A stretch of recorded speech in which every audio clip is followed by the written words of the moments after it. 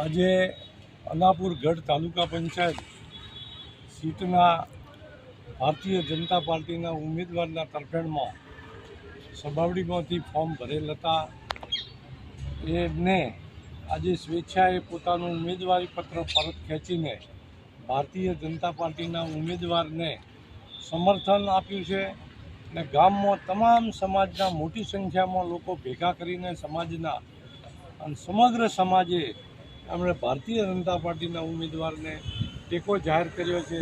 અને તન મન ધનથી સરકારના વિકાસના કામો માટે જોઈને કે ભાઈ આ ભારતીય જનતા પાર્ટીની સરકાર જ આપણા વિકાસના કામ, છેવાડાના માનવી સુધીનું કામ જ્યારે કરી રહી છે, ત્યારે સૌએ મક્કમ આજે નિર્ધાર કર્યો છે કે ભારતીય જનતા પાર્ટીના ઉમેદવારને અમે જંગી બહુમતીથી તાલુકા પંચાયત અને જિલ્લા પંચાયતના બંને ઉમેદવારને જીતાડીને મોકલશું, એવું સૌએ આજે નિર્ણય કર્યો છે.